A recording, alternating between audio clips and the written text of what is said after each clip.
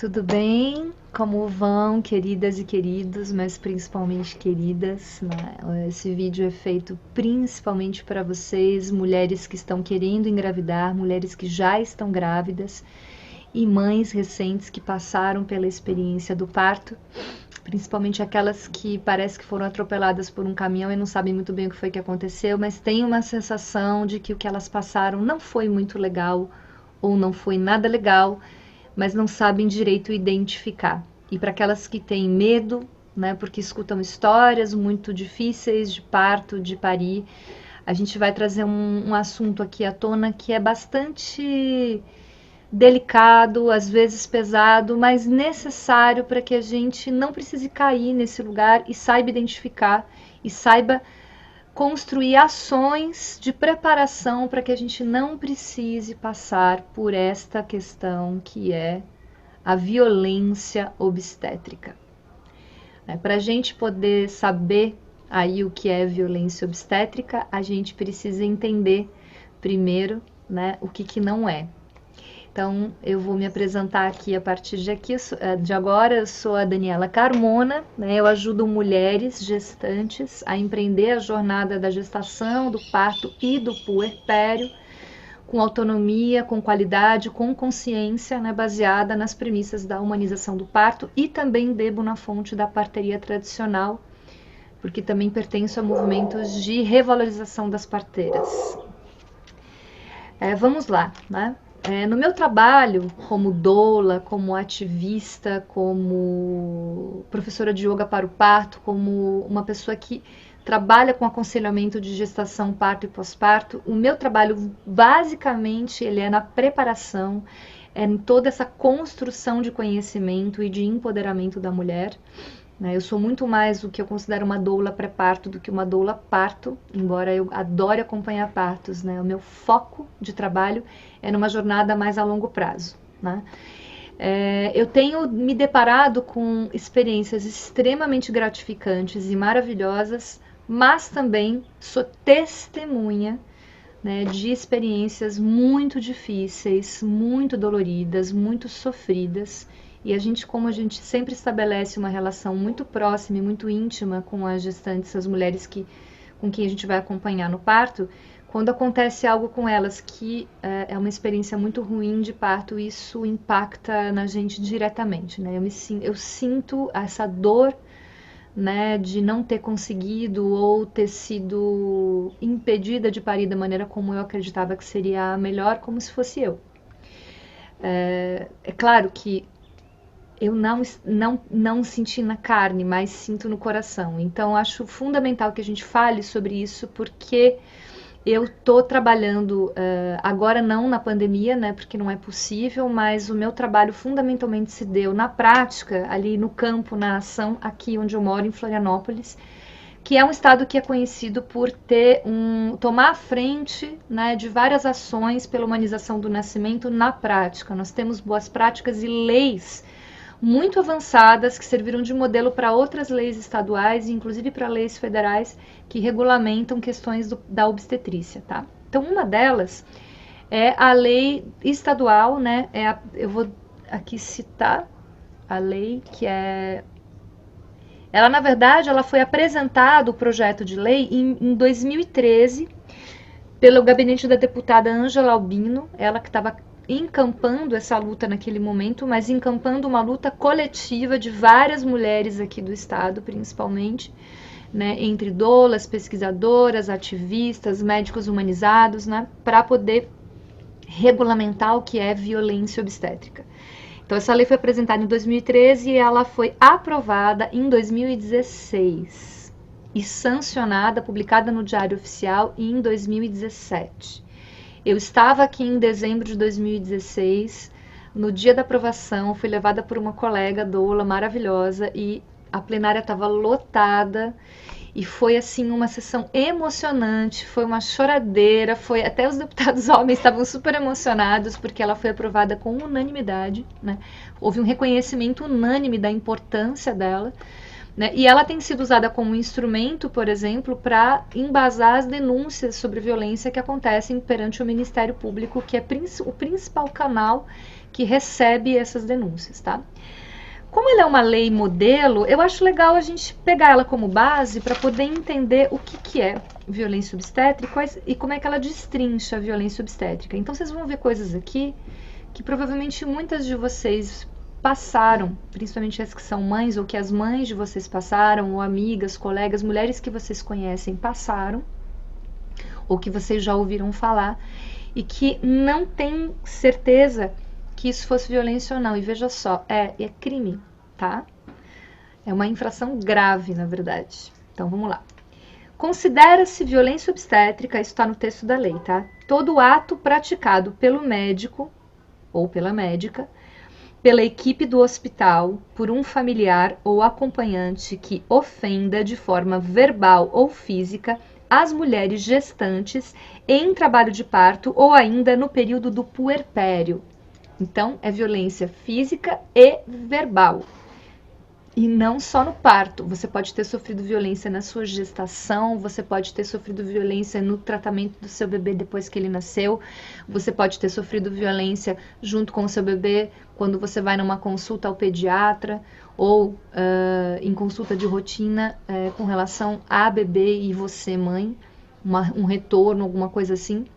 Então, ele é bem mais abrangente do que a gente imagina, tá? Então, aqui a gente tem no artigo 3 da lei, eu tô com uma cola também, além daqui do meu caderninho, que vocês estão vendo eu olhar para cima, para baixo, tá? Com uma cola aqui numa outra tela de computador para a gente poder ler em letras garrafais o que é, né? Eu não vou me ater, porque são 21 tópicos desse artigo 3 que descrevem o que é considerado violência obstétrica. Eu vou me ater aos principais, aos mais comuns, na verdade, tá? Não são os 21. E a gente vai comentar um ou outro rapidamente, que o intuito desse vídeo não é se aprofundar, mas sim saber. Saber. Ter um conhecimento básico sobre o que é violência, saber que ela existe e o que é. Então, tópico 1. Tratar a gestante ou parturiente de forma agressiva, não empática, grosseira, zombeteira ou de qualquer outra forma que a faça se sentir mal pelo tratamento recebido. Fazer graça, tópico 2, fazer graça ou recriminar a parturiente por qualquer comportamento como gritar, chorar, ter medo, vergonha ou dúvidas. Fazer graça ou mesmo recriminar a mulher por qualquer característica ou ato físico, como por exemplo, obesidade, pelos, estrias, evacuação e outros. Tratar a mulher de forma inferior, dando-lhe comandos e nomes infantilizados e diminutivos, tratando-a como incapaz, tipo, ô mãezinha, ô queridinha, você não pode fazer isso, cadê o paizinho? É uma maneira de você enfraquecer essa mulher, tá? Deixa eu ver, tem vários aqui. Fazer a gestante ou parturiente acreditar que precisa de uma cesariana quando esta não se faz necessária, utilizando de riscos imaginários ou hipotéticos não comprovados e sim a devida explicação dos riscos que alcançam ela e o bebê. Gente, cesárea é uma cirurgia de médio porte. Ela não é uma cirurgiazinha qualquer. Ela envolve vários riscos e normalmente os obstetras não dizem para você quais são. Na hora de fazer uma, então menos ainda, tá? Uma das principais fake news que levam as mulheres a cesáreas não necessárias é falar que o bebê está com circular de cordão, com o cordão enrolado no pescoço, na barriga, no braço. Vocês vão ver, eu não vou meter agora, tá, nesse tópico, mas circular de cordão é o tipo da falácia, da mentira, que não se sustenta porque é impossível um bebê ser enforcado pelo próprio cordão. O cordão se enrola e se desenrola nele ao longo de vários momentos da gestação, tá? Não vai ser na hora do parto que o cordão vai enforcar o bebê. Tá, então vamos lá. Eu vou seguindo aqui os que eu marquei, que são principais. Impedir a mulher que seja acompanhada por alguém de sua preferência durante todo o trabalho de parto. E pasmem, até hoje tem hospitais e maternidades que não respeitam a lei federal que é a lei do acompanhante, onde a mulher pode entrar no hospital com o acompanhante de sua escolha, seja o pai da criança, seja um outro namorado, seja a mãe dela, seja o pai dela, o irmão, a melhor amiga, ou quem quer que seja, tá? Eu não vou falar da doula agora, porque a doula é uma outra questão, mas também, se a mulher quiser entrar só com a doula, se quiser entrar com a doula também, existem leis que protegem esse direito dela, tá? E ainda tem hospital que não deixa. A mulher às vezes entra sozinha. Submeter a mulher a procedimentos dolorosos, desnecessários ou humilhantes, como lavagem intestinal, raspagem dos pelos pubianos, posição ginecológica com portas abertas, posição ginecológica deitada com as pernas abertas para cima, tá? Exame de toque por mais de um profissional. Exame de toque por mais de um profissional é bem complicado, principalmente em hospitais, né, que tem vários residentes. E às vezes eles pegam os residentes para treinar, fazer exame de toque numa gestante que está em trabalho de parto e muitas vezes ela é tocada por 5, 6, 7 pessoas diferentes. Gente, isso é quase um estupro, tá?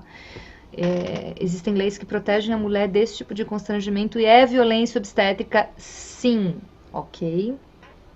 E a mulher pode se recusar a receber, ela não é obrigada. Fazer qualquer procedimento sem previamente pedir permissão ou explicar com palavras simples a necessidade do que está sendo oferecido ou recomendado. Nada do que é oferecido e necessário à mulher em termos de intervenção médica deveria ser feito sem o prévio consentimento ou pelo menos informação sobre a razão, o porquê de se estar fazendo. E acontece. Deixa eu ver aqui. Proceder à episiotomia quando esta não é realmente imprescindível. Episiotomia, gente, a grosso modo é o cortezinho na vagina, tá? Que graças a Deus é um protocolo que está sendo condenado e se Deus quiser vai cair em desuso, embora muitos hospitais ainda façam episiotomia de rotina. E eu vou um dia fazer um vídeo sobre isso para vocês saberem por que não é necessário na esmagadora maioria das vezes dos partos normais. Por que ainda se faz e quais são as consequências? É uma violência obstétrica grave. Vamos prosseguir. Submeter o bebê saudável à aspiração de rotina, injeções ou procedimentos na primeira hora de vida, importante, sem que antes tenha sido colocado em contato pele a pele com a mãe e de ter tido a chance de mamar. O primeiro lugar para onde esse bebê tem que ir quando ele nasce é para o colo da mãe, mesmo que tenha sido uma cesárea. Não tem desculpa para você chegar só mostrar o rostinho da criança e sair correndo com ela. Primeiro vínculo que essa criança precisa ter, olho no olho, pele a pele, é com a mãe dessa criança, desse bebê. Pode ser que a criança não consiga ou não queira mamar nesta primeira hora ou nesses primeiros momentos, mas a gente faz essa tentativa ou deixa à disposição desse bebê a possibilidade dele mamar, porque inclusive ajuda a placenta a nascer, tá? E libera hormônios que fazem com que a placenta nasça, mas tão importante quanto isso é o olho no olho, a pele na pele e vários dos procedimentos, os primeiros procedimentos que se faz num bebê na pediatria neonatal podem ser feitos no colo da mãe. Não precisa tirar o bebê do colo da mãe. Todo o resto, limpar o bebê, vestir o bebê, pesar o bebê, medir o bebê, aspirar se for necessário, tudo isso pode ser feito depois, tá? Não se deve retirar esse bebê do colo da mãe assim que ele nasce. É o primeiro lugar que ele tem que ir, tá? Saiu da vagina, vai para ela. Mesmo, a não ser que seja um bebê que esteja com problemas graves, precise ir para uma UTI neonatal, precise ser acudido, reanimado. A gente está falando de uma condição normal, tá bom? Numa condição normal não se separa o bebê da mãe. E a gente vai para o último que nós vamos comentar hoje, que é retirar da mulher, depois do parto, o direito de ter o bebê ao seu lado no alojamento conjunto e de amamentar em livre demanda. Livre demanda significa quantas vezes o bebê quiser, salvo se um deles ou ambos necessitarem de cuidados especiais, que foi o que eu acabei de falar. O berçário, ele é uma ala do hospital que precisa acabar. Já está bastante em desuso, mas precisa acabar. O bebê precisa ficar com quem? Com a mãe. Durante o tempo que estiver internado, ficar com a mãe, dentro do quarto com a mãe. e não num lugar separado. Não existe nenhuma justificativa para se colocar o bebê separado da mãe e só levar para ela quando ele for amamentar, tá bom? Então, assim, eu fiz esse apanhado geral, né, de coisas que provavelmente vocês ou viveram ou já ouviram falar. E pasmem, gente, segundo a Rede Parto do Princípio, tá, que é uma rede de mulheres que voluntárias, né, de todos os estados do Brasil, são mais de 300 mulheres que ajudam, né, a buscar informações com um embasamento científico, né, na medicina baseada em evidências e corroborar a luta, né, ajudar na luta contra a violência obstétrica, contra as más práticas de parto. Essa rede eu vou deixar o link dela aqui, tá? Segundo um dossiê que chama Parirás com Dor, que foi elaborado por essa rede, ele está inclusive na página do Senado Federal, tá? Rede de Parto do Princípio, Mulheres em Rede pela Maternidade Ativa. Nesse dossiê se explicita que 1 a cada 4 mulheres no Brasil sofre de violência obstétrica. 25% das mulheres que parem no Brasil são vítimas de violência obstétrica. É muito alto esse índice, gente. É muito alto. A gente precisa se conscientizar do que é e do que são os nossos direitos para que a gente baixe esse índice quase a zero. Isso precisa ser uma luta que vocês precisam encampar dia após dia, influenciar as mulheres que vocês conhecem e mostrar para elas, olha, isso que estão querendo fazer com você não é correto, isso é violência. E ela começa às vezes no próprio atendimento pré-natal, tá? A gente já começa a perceber de cara, né, que às vezes o papo do obstetra que a gente está se consultando não está lá muito alinhado com aquilo que eu acredito que seja o melhor para o meu bebê e para mim, né? Então a gente precisa aprender a reconhecer a violência obstétrica e, mais do que reconhecer, quando ela acontecer, denunciar. Você pode fazer uma denúncia anônima, inclusive, para o Ministério Público. Qualquer pessoa que foi testemunha de violência obstétrica pode denunciar. O porteiro da maternidade pode denunciar. A faxineira da maternidade pode denunciar. A enfermeira que estava acompanhando o parto pode denunciar. O residente pode denunciar. O acompanhante pode denunciar. A doula pode denunciar. Qualquer pessoa pode denunciar no Ministério Público do seu estado, da sua cidade, o caso de violência obstétrica. A gente precisa que essas coisas sejam notificadas para que os hospitais comecem a mudar seus protocolos de atendimento, tá? Aqueles que ainda insistem em protocolos invasivos. Então eu queria aqui deixar o meu agradecimento profundo a uma pessoa muito importante na minha trajetória, que é a Lígia Moreira Sena, que é a cientista que virou mãe. Tem o site dela que eu também vou deixar aqui embaixo. Lá dentro do site da Lígia, ela é uma pesquisadora, uma bióloga da UFSC, que tem um doutorado na área da saúde pública, que fala sobre medicalização do parto e violência obstétrica. No site dela vocês também encontram esse doutorado, essa tese de doutorado maravilhosa. Acho que ela está em vias de virar livro, não tenho certeza, tá? Ela foi da minha banca de qualificação do mestrado e por conta dela eu aprendi várias coisas, né, sobre não só a violência obstétrica, mas sobre os direitos reprodutivos da mulher como um todo. Então queria agradecer muito a Lígia, ela é uma grande parceira, é uma pessoa muito importante na minha trajetória. Eu recomendo que vocês conheçam a página dela, tá? E ela também é produtora, com outras mulheres, de um documentário chamado Violência Obstétrica, a Voz das Brasileiras. Eu recomendo, é um documentário de cerca de 1 hora de duração, recomendo veementemente que vocês assistam, porque são os depoimentos, muitos deles entraram na tese de doutorado dela, mas as mulheres estão aí, mostrando a cara e dando seu depoimento, a voz viva, né, para poder ajudar a gente a identificar e fazer com que cada vez menos isso aconteça aqui no Brasil, tá?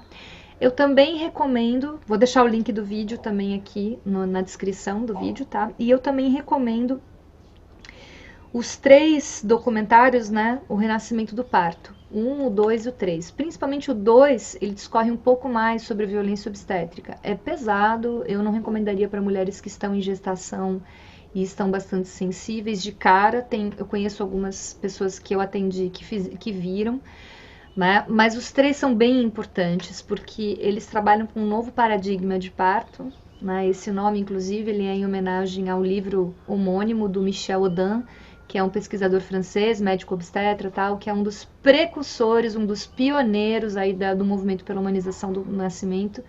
Ele já está bem idoso e é muito legal porque ele é um dos entrevistados também dos documentários. E o Renascimento do Parto está disponível na Netflix, é bem fácil de vocês acessarem e encontrarem, tá bom? Então, logo mais aqui nesse canal, né, eu estou reformulando todo o meu atendimento. A gente agora, nesses tempos de pandemia, né, precisa estar presente online. E atentem, gente, que pandemia não é porta de entrada, não precisa ser porta de entrada para violência obstétrica. E em alguns lugares isso já está acontecendo, de separarem mães e bebês no nascimento, de não deixarem que a mãe carregue seu bebê, de não fornecerem os equipamentos de segurança caso ela esteja contaminada com a Covid, para que ela tenha a possibilidade de amamentar esse bebê, porque o vírus não passa pela amamentação para o bebê. Então, a gente tem que tomar bastante cuidado e saber que nós temos a lei, ela continua valendo, tá? Procura, se você não for do estado de Santa Catarina, se você for de outro estado, se no seu estado existe uma lei que regulamenta a violência obstétrica. Mesmo em estados que não tem a lei que regulamenta, essas denúncias elas podem ser feitas no Ministério Público, tá bom? Vocês têm canais de apoio para combater esse tipo de prática. Saibam que a lei federal do acompanhante continua valendo o hospital na Covid, né, na pandemia de Covid-19. Não pode impedir que você entre com um acompanhante da sua escolha. Se não for o seu marido, o seu companheiro ou sua companheira, e não for uma pessoa de cara que você poderia, porque talvez seja uma pessoa com comorbidades, ou que esteja com Covid, qualquer pessoa que você escolher para entrar com você vai ser considerada acompanhante e essa lei precisa ser respeitada. Isso está do lado de vocês, tá? Então, não é justificativa a Covid-19 para que elementos que estão descritos aqui na lei, e que muitos deles eu falei aqui, sejam cometidos contra vocês, gestantes, na hora do parto de vocês. Tá bom? Sigam aí minha página do Instagram, @DanielaCarmonaOficial, onde a gente está aí também com informações de conteúdo relevante para vocês. E fiquem atentas, porque em breve eu vou estar lançando alguns cursos e algumas materiais bem interessantes aí de preparação para o parto, para quem tá chegando verdinha, não sabe absolutamente nada, para marinheiras de primeira viagem, também para marinheiras de segunda viagem que querem reconstruir a história do parto, né, da sua segunda ou terceira gestação. Para quem quer saber mais a respeito da humanização do nascimento, que é um movimento fundamental, que é para vocês, para a melhora do parto, da gestação, parto e puerpério de vocês, mulheres. Tá? Fiquem atentos que daqui a pouco eu tô voltando com mais conteúdo relevante e aguardem. Obrigada aí pela atenção, um beijo grande a todos.